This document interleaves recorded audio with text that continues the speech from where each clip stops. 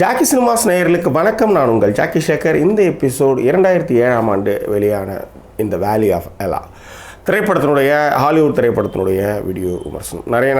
ரொம்ப நாளாக நீங்கள் ஹாலிவுட் திரைப்படம் வீடியோ விமர்சனமே கொடுக்கல, நீங்கள் அடிக்கடி பண்ணணும் அப்படின்னாங்க. ஒன்றும் கிடையாது, வேலை போலும். ரெண்டாவது இந்த சிஸ்டம் வேறு ஊற்றிக்கிச்சு. அதனால் நம்மளால் தொடர்ந்து நம்மளால் பங்களிக்க முடியல. அதுதான் ஏன்னா எனக்கு ரொம்ப அசிங்கமாக இருக்குது. ஸோ வாரத்துக்கு 8 வீடியோ போடணும்னு நினைக்கிறப்ப வாரத்துக்கு 2 வாரத்துக்கு ஒரு வீடியோன்றது ரொம்ப டூ மச் தான். எனக்கே ரொம்ப புரியுது. பட் இனிமேல் அது மாதிரி இருக்காது. தொடர்ந்து ஏன்னா ரொம்ப பர்ஃபெக்ஷனாக பண்ணணும்னே நிறைய ஓட்ட விட்றோம். அதுதான் என்னோடய பெரிய மைனஸ் பாயிண்ட். ஸோ அதுதான் என்னுடைய பெரிய பிரச்சனையும் கூட. ஸோ ஏன்னா நிறைய படம் பார்த்துட்டோம், நிறைய படம் எழுதியிருக்கோம். அந்த திரைப்படத்தை அப்படியே பேசலாம். எனக்கு என்னென்னா திரும்ப ஒரு வாட்டி பார்த்துட்டு அதில் இருக்கிற சுவாரஸ்யங்களை திரும்ப ரீகால் பண்ணி பேசணுன்றதுக்காக நிறைய படங்கள் உடனே பேச முடியல. ஏன்னா நம்ம ஒரு 200 படங்களுக்கு மேலே JackieSaker.com அதில் நம்ம 200 படங்களுக்கு மேலே பார்த்து தீர வேண்டிய படங்கள் மட்டும் எழுதிருக்கோம். அதில் உலக படங்கள், த்ரில்லர் எல்லாமே இருக்கும் அதில். ஸோ அந்த படங்களை பேசினாலே இப்போ ஒரு 200 படம் நம்ம பேசின மாதிரி நம்மளால் அது ஏன்னா திரும்ப ஒரு ரீகால் பண்ணி அது ரசித்து திரும்பவும் பார்த்து எழுதணும், இப்போ பேசணும் அப்படின்றதுக்காக. So pending. அதனால் அதுவும் நிறைய கொஞ்சம் பர்சனல் ஒர்க். ரைட். அப்புறம் படத்தை பற்றி பேசணும், இன்னொன்று பேசிட்டு போகிறோம். ரைட். இந்த படம் நிச்சயமாக பார்த்து தீர வேண்டிய படம். அதனால் படம் பார்க்காதவங்க போயிடுங்க. படம் பார்த்தவங்க இந்த விமர்சனத்தை கன்டினியூ பண்ணலாம். ரைட். நிறைய ஸ்பாய்லர்ஸ்லாம் வரும், அலர்ட் கொடுத்துட்டேன். தயவுசெய்து இந்த படம் பார்க்காதவங்க பார்த்துருங்க. ஏன்னா அவ்வளோ ஒரு அற்புதமான கவித்துவமான ஒரு திரைப்படம். ரைட். இந்த வேலி ஆஃப் எலா திரைப்படத்தினுடைய கதை என்ன? அதுக்கு முன்னாடி நீங்கள் ஒரு எக்ஸ் மிலிட்ரி மேன். உங்களுக்கு என்னென்னா உங்கள் நாட்டினுடைய தேசிய கொடியை கீழே தரையில் போட்டக்கூடாதுன்றதில் நீங்கள் ரொம்ப எச்சரிக்கையாக இருப்பீங்க. ஏன்னா அது தரையில் விழாத அளவுக்கு தான் நம்ம எல்லையில் நம்மளுடைய இராணுவ வீரர்கள் போர் செஞ்சுட்ருக்காங்க இல்லையா? அப்படிப்பட்ட ஒரு தேசிய கொடி சர்வசாதாரணமாக கை தவறிச்சு கால் தவறிச்சுன்னு கீழே விட்டால் அது எந்த அளவுக்கு ஏற்றுக்க முடியும்? அந்த மாதிரி ஒரு கொடியை நீங்கள் கீழே இறக்கிறதுக்கு நீங்கள் ரொம்ப யோசிப்பீங்க, கீழே பற்றக்கூடாதுன்ட்டு. அந்தளவுக்கு ரொம்ப கவனமாக இருக்கக்கூடிய ஒரு எக்ஸ் மிலிட்ரி மேன் நீங்கள். நாட்டின் மீது பேரன்பு கொண்ட ஒரு ஆள்.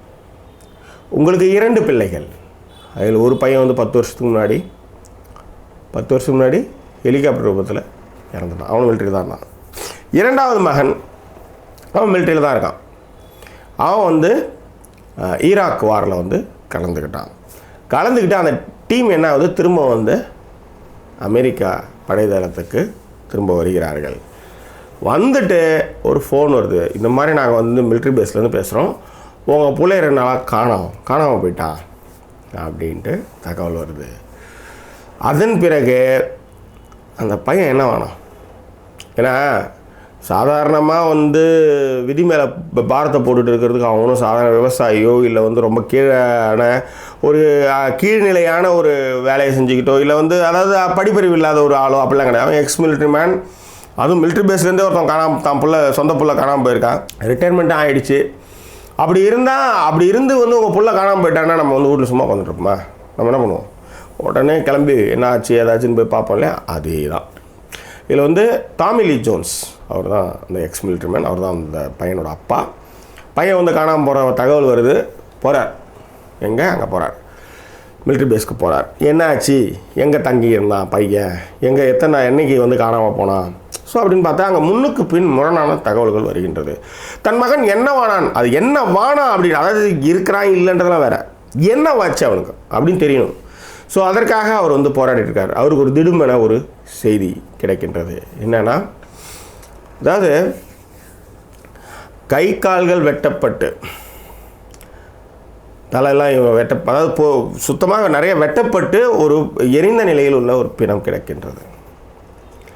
அந்த பிணம் எங்கே இருக்குன்னா ஒரு ஒரு கன் ஷாப்புக்கு பக்கத்தில் ஒரு பொட்டல் வெளியே இருக்குது. அதுக்கு பக்கத்தில் அந்த பிணத்தை கண்டுபிடிக்கிறாங்க. இதில் சார்லிஸ் திரான் தான் டிடெக்டிவாக இருப்பாங்க. அவங்கக்கிட்ட தான் இந்த கேஸ் வரும். இந்த மாதிரி ஒரு மனித உறுப்புகள் இங்கே இருக்குது அப்படின்னு ஃபோன் வரும். இவங்க போய் அந்த இடத்துக்கு போய் கண்டெடுத்துக்கிட்டு இருப்பாங்க. எடுக்கும் பொழுதே என்னென்னா மிலிட்ரி பேஸ்லேருந்து இது மிலிட்ரி ப்ராப்பர்ட்டி ஏரியா. ஸோ இங்கே இதுக்கப்புறம் இந்த கேஸ் மிலிட்ரி போலீஸ்க்கு மாறிடுச்சு அப்படின்றாங்க. பட் அது இறந்தது யாருன்னா இந்த டாமி லீ ஜோன்ஸ் ஹாங்க். அவர் தான் ஹாங்க். அவருடைய பையன் தான் இறந்து கிடக்கிறான். அதுவும் எப்படின்னா ஒரு முழு ஒரு வளர்ந்த வாலிபனுடைய உடம்பு வந்து சிதிலமடைந்து சின்ன சின்ன பொருட்களாக கிடைக்குது. அது எப்படி ஒரு பெரிய ஒரு வலியை ஒரு பெற்றவனுக்கு ஏற்படுத்தணும்னு யோசிச்சு பாருங்கள். தலை வந்து எல்லாமே எரிஞ்சு போயிடுச்சு, பாடியெலாம், தலை கால் எல்லாம் கிடக்கு. ஸோ அடாப்சி போனால் டாக்டர் சொல்கிறாரு, உயிரோடு இருக்கும்பொழுதே வெட்டியிருக்கிறாங்க, துடிக்க வெட்டி சாவடிச்சிருக்காங்க அப்படின்றாரு. சரி, இது ஒரு ஆள் செஞ்சானா 3 பேர் செஞ்சானுங்களா? எப்படி செஞ்சாங்க, யார் செஞ்சாங்கன்னா ஒரு கால் தான் செஞ்சுருக்காங்க. ஒரு கத்தியினுடைய தடம் தான் உடம்புடைய அந்த பாகங்களில் இருக்குது. ஸோ அப்ராக்சிமேட்டாக எத்தனை வாட்டி குத்திருப்பான்ற 42 வாட்டி இந்த கத்தியால் அந்த உடம்பு வெட்டப்பட்டு இருக்கின்றது. அத்தனை இடத்துல அந்த மார்க் இருக்குது அப்படின்னு அடாப்சி ரிப்போர்ட் சொல்லுது. இப்போ எக்ஸ்-மிலிட்ரி மேன் ஒரு பிள்ளைய வந்து ஹெலிகாப்டர் ஒருத்தர் கொடுத்துருக்காங்க, 2வது பிள்ளையும் காணோம், அதுவும் எரிந்த நிலையில். 42 இடங்களில் வெட்டப்பட்ட ஒரு நாட்டிற்காகவே அர்ப்பணிக்கப்பட்ட 2 பிள்ளைகளில் ஒரு பிள்ளை வந்து இறந்து போச்சு, ஒரு பிள்ளை வந்து இப்படி குத்தூரும் கொலகரமாக சாவடிச்சிருக்காங்க. இப்போ ஒரு அப்பனுடைய நிலைமை எப்படி இருக்கும், அதை எப்படி ஆராய்ஞ்சான், அதில் இருக்கிற உண்மையை அவன் கண்டுபிடிச்சானா இல்லையா அப்படின்றது தான் இந்த திரைப்படத்துடைய கதை. டாமி லீ ஜோன்ஸ் வந்து அந்த விஷயத்தை கேள்விப்பட்டு அவர் எப்படி அதை எடுத்துக்கிட்டாரு, அவர் அந்த இடத்துக்கு போகிறதுக்கு முன்னாடி ஒய்ஃப் எப்படி வந்து பாதுகாக்கிறார், அதாவது எப்படி சொல்லிட்டு கிளம்புறாரு, அதுக்கப்புறம் ஒய்ஃபுக்கு அவர் எப்படி ஃபோன் பண்ணி அந்த விஷயங்கள்லாம் கன்வே பண்ணுறாரு, விஷயத்தை கன்வே பண்ணி அந்த பொம்பளை அவங்க ஒய்ஃப் வந்து எப்படி கூப்பிட்டு வந்து தான் பிள்ளைய வந்து சேலமடைஞ்ச பிள்ளை எப்படி காமிக்கிறாரு. சான்ஸே கிடையாது. நான் நடிப்புங்க. அதை விட அந்த வீட்டில் வந்து அதாவது நிறைய ஷார்ட்ஸ் இதில் வந்து நீங்கள் வந்து ஒரு உணர்வுபூர்வமான விஷயங்களை வந்து ரொம்ப அற்புதமாக வச்சுருக்காங்க. இதில் எனக்கு நெகிழ்ச்சியான காட்சிகளை நான் இங்கே சொல்கிறேன். ஃபஸ்ட்டு அவன் அந்த ரூமுக்கு வரும்பொழுது தான் புள்ள கிடச்சிடுவான்ற நம்பிக்கையில் பக்காவாக டீக்காக ட்ரெஸ் பண்ணி ஒரு ஷூலாம் பக்காவாக பண்ணி இருக்கிறவன் கொஞ்சம் கொஞ்சமாக தான் பிள்ளை வந்து கொல்லப்பட்டுட்டான்றப்ப அந்த அறையினுடைய இடம்லாம் வந்து ரொம்ப மோசமாக சிதிலமடைஞ்சு கிடைக்கும். அவ்வளவு பர்ஃபெக்டான ஆள். சட்டையை வந்து துவைச்சு போடாமல் கரெக்டாக 8 மணிக்கெலாம் எழுந்திருக்கிற ஆள், நேரம் தப்பி எழுந்து மன உளைச்சல்களில் அந்த மாதிரி விஷயங்கள். ஸோ அதெல்லாம் வந்து ரொம்ப அற்புதமாக கன்வே பண்ணியிருப்பாங்க. அதை விட அவங்க அம்மா பணத்தை பார்ப்பாங்க, அவங்க பிள்ளையோட பணத்தை பார்த்துட்டு கூல் வந்து கொஞ்சம் அதிகமாக வைங்க, கம்மியாக வைக்காதீங்கன்னு சொல்லிட்டு ஒரு லாங் ஷாட்டில் 2 பேரும் அப்படியே அந்த தளர்ந்த நடையோடு வந்து டாமி லீ ஜோன்ஸ் நடந்து அப்படியே போய்கிட்டே இருந்து ஒரு கட்டத்தில் நிறுத்தி தன்னுடைய மனைவியை வந்து கட்டுப்பிடிச்சி ஆதரவாக இருக்கிற அந்த இடம் நிச்சயமாக வந்து ஒரு நெகிழ்ச்சியுடைய உச்சம். சார்லஸ் தெரோனுடைய பையனுக்கு வந்து பயம். ஒரு நாள் இவன் வீட்டுக்கு போயிட்டு டாமி லீ ஜோன்ஸ் வந்து கதை சொல்லுவான். ஏற்கனவே வந்து அவனுக்கு வந்து பயம், அதனால் வந்து கதை சொல்லி முடித்தா கதவை திறந்து வச்சுட்டு போகணுன்ற விஷயத்தை அவன் பண்ணுவான். இந்த வாட்டி இவர் போய் சொல்லுவார். சொல்லி முடிச்சுட்டு அப்புறம் வந்து கதவை வந்து சாத்திட்டு வந்துட்டீங்களே அப்படின்னுவான். இல்லை, இனிமேல் அவனுக்கு தேவை இருக்காதுன்னு சொல்லிட்டு போகும்போது திரும்ப பையன் கொடுப்பான். ஏன்னா ஒரே நாள் எப்படி ஒரு பையன் மாறிட முடியும்? அவன் வரும், அவங்க அம்மா சிரிச்சிட்டே போவான், கதவை திறப்பா. திறந்ததுமே அவன் சொல்லுவான், அம்மா நீ வந்து கதவை வந்து ஃபுல்லாக ஃபுல்லாக அப்பா டோர் அப்படின்னுவான். வந்து கதவை திறப்பா. சரின்ட்டு ஃபுல்லாக திறந்துக்கு போவோம். இல்லை கொஞ்சமாக சாத்துட்டு கொஞ்சோன்னு திறந்தப்பா. ஏன்னா அந்த கொஞ்சம் அவனுடைய வாழ்வில் ஒரு தைரியத்தை அந்த கிழவன் விதைத்து சென்றிருக்கின்றான். ரொம்ப அற்புதமாக அந்த சீனை வந்து கன்வே பண்ணியிருப்பாங்க. ரொம்ப அற்புதமாக வந்து அதை சொல்லியிருப்பாங்க. ஸோ இந்த மாதிரி சின்ன சின்ன விஷயங்களை மிக மிக கவனமாக இந்த படத்தில் வந்து அது பண்ணி. இப்போ நாம் வந்து ஷேவ் பண்ணிகிட்ருப்போம், நிலை வச்சு பாருங்க. ஏன்னா ஒரு ஒரு ஒரு ஒரு ஒரு ஒரு ஒரு ஒரு ஒருத்தவனுடைய பிரச்சனை எப்படி ஆரம்பிக்கும், மன உளைச்சலில் இருக்காங்களா, நீ எப்படி காமிக்க முடியும்? இதுதான் சீன். இந்த சீன், இது மாதிரி சீன்களை நீங்கள் அவசியம் பார்க்கணும். அப்போ அவன் வந்து ஷேவ் பண்ணிகிட்டு இருப்பான்.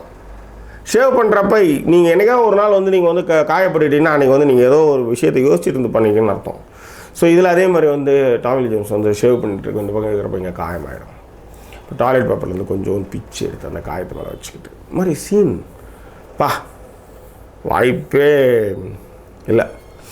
அதே மாதிரி சில விஷயங்கள், அதாவது மஞ்சள் லைட்டுக்கு கீழே வந்து ஒரு ப்ளூ கலர் கார் வந்து நம்மளுக்கு பச்சை கலராக தான் தெரியும்.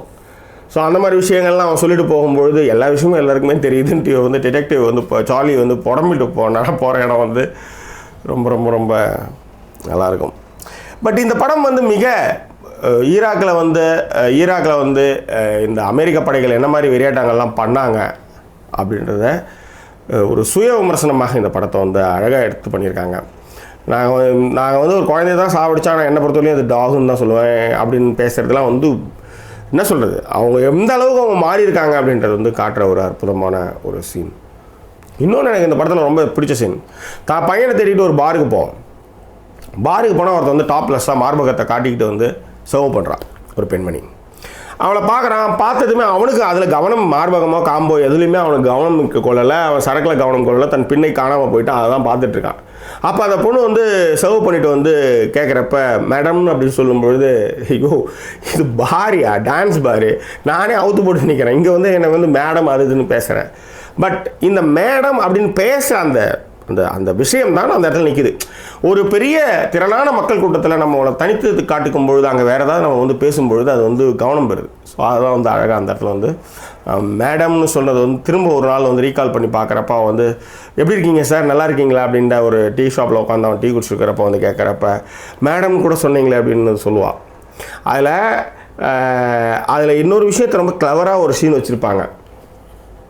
அவள் எவ்வளோ வந்து நுணுக்கமாக பார்ப்பா அப்படின்றது ஒரு சீன். அது இந்த கண்ணை நான் பார்த்துருக்கேன் அப்படின்னு சொல்லுவாள். இந்த பையனோட கண்ணு இவன் ஒருத்தன் வரல 3 பேர் வந்தானுங்க அப்படின்ட்டு ரொம்ப அற்புதமாக அந்த விஷயங்கள்லாம் சொல்லுவாள். இந்த படத்தோட பெரிய பலம் வந்து பவுல் ஹாகிஸ் வந்து இயக்கியிருக்கிறாரு. இந்த திரைப்படத்தில் வந்து பவுல் ஹாகிஸ் வந்து இயக்கியிருக்கிறாரு. இவர் வந்து நிறைய படங்களுக்கு வந்து ஸ்க்ரீன் ரைட்டராக இருந்திருக்கிறாரு. ஒரு பெரிய கெத்தான ஒரு ஆள் தான். இந்த படத்தை வந்து மிக அழகாக உணர்வுபூர்வமாக இந்த படத்தை வந்து பண்ணியிருக்கிறாங்க. இந்த படத்தோட ஸ்டோரி வந்து மார்க் பவுல் வந்து பண்ணியிருக்கிறாங்க. இந்த படத்தோடைய லீட்ஸ் வந்து Tommy Lee Jones and Charles பண்ணியிருக்காங்க. மியூசிக் வந்து மார்க் இஷாம் அவர் வந்து மியூசிக் பண்ணியிருக்கிறாரு. சினிமாட்டோகிராஃபி வந்து ரோஜர் டிக்கன்ஸ் அவர் வந்து சினிமாட்டோகிராஃபி பண்ணியிருக்காரு. எடிட்டர் வந்து ஜோ ஃப்ரான்சிஸ் பண்ணியிருக்காங்க. அந்த ஈராக்கினுடைய அந்த வீடியோஸ் ஒன்று வரும்பொழுது அதில் ஏதோ ஒரு விஷயம் வரப்போகுது அப்படின்னு நினச்சோம். அதே மாதிரி வந்து ஒரு பார்சல் ஒன்று வந்திருக்கும், அதில் ஏதோ ஒரு விஷயம் வருன்றப்ப என் சைடு பிரச்சனைலாம் நான் சொல்லிட்டேன், இதுக்கு மேலே இது வந்து கிண்டி கிளறாதீங்க, அதுக்கப்புறம் நீங்கள் கிண்டி கிளறிக்கிறது அமெரிக்க படை வீரர்கள் மீது விமர்சனம் வைக்கிறதுலாம் உங்களுடைய பொறுப்பு அப்படின்ட்டு டைரக்டர் வந்து அழகாக கட்டிக்கிட்டார். பட் இருந்தாலும் இந்த படம் வந்து உணர்வுபூர்வமான ஒரு விஷயத்தை மிக அழகாக இந்த திரைப்படம் வந்து சொல்லியிருந்த வகையில் எனக்கு ரொம்ப பிடிச்ச ஒரு திரைப்பட வரிசையில் இந்த திரைப்படம் இருக்கின்றது. ஸோ நிச்சயமாக இந்த திரைப்படம் வந்து உங்களுக்கு முடிவு வந்து உங்களுக்கு நிறைய பேருக்கு புரியாமல் இருக்கலாம், ஆனால் நிதர்சனம் என்பது இருக்கு இல்லையா. ஆனால் இதெல்லாம் வந்து இந்த திரைப்படம் வந்து முழுக்க உண்மை சம்பவங்களுடைய அடிப்படையில் எடுக்கப்பட்ட ஒரு திரைப்படம். ஸோ அதனால் நிச்சயமாக வந்து டோன்ட் மிஸ் இட். அதனால் வந்து அவசியம் இந்த திரைப்படத்தை வந்து பார்த்து கண்டுகளிங்கள் என்பது தான் ஜாக்கி சினிமா சார்பாக நான் உங்களுக்கு முன்வைக்கும் வேண்டுகோள். இந்த திரைப்படத்துக்கு ஜாக்கி சினிமாஸ் இருக்கக்கூடிய மதிப்பெண் 5க்கு 3.75. வேறு என்ன, உள்ளூர் சினிமாவிலிருந்து உலக சினிமா வரை அலசக்கூடிய ஒரே தளம் இந்த ஜாக்கி சினிமா தளம். இந்த திரைப்படத்தினுடைய சேனல் இல்லை டாக்குமெண்ட்ரிஸ் நிறைய விஷயங்கள் பண்ணிகிட்ருக்கோம். ஸோ நீங்கள் அந்த தளத்தை சப்ஸ்கிரைப் பண்ணுங்கள், நம்மள்கிட்ட ஷேர் பண்ணுங்கள். மீண்டும் வேறொரு திரைப்படத்தினுடைய வீடியோ விமர்சனத்தோடு உங்களை நான் சந்திக்கிறேன். அது ஒரு நன்றி கூறி விடுவது உங்கள் ஜாக்கி சேகர். நன்றி, வணக்கம். ஜாக்கி சினிமாஸ் நேயர்களுக்கு வணக்கம். நான் உங்கள் ஜாக்கி சேகர். இந்த எபிசோட் இந்த வேலி ஆஃப் ஆலா 2007 வாரத்துக்கு வந்து 8 வீடியோ போடணும்னு நினச்சா கடைசியில் பார்த்தா ஒரு நாளைக்கு 2 வாரத்துக்கு ஒரு வீடியோ போடுற அளவுக்கு இந்த மாதிரி நிமிஷங்கள்லாம் வந்தால் நம்ம என்ன பண்ணுறது. ஸோ இதில் வந்து சார்லிஸ் திரான் தான் வந்து இதில் வந்து சார்லிஸ் திரான்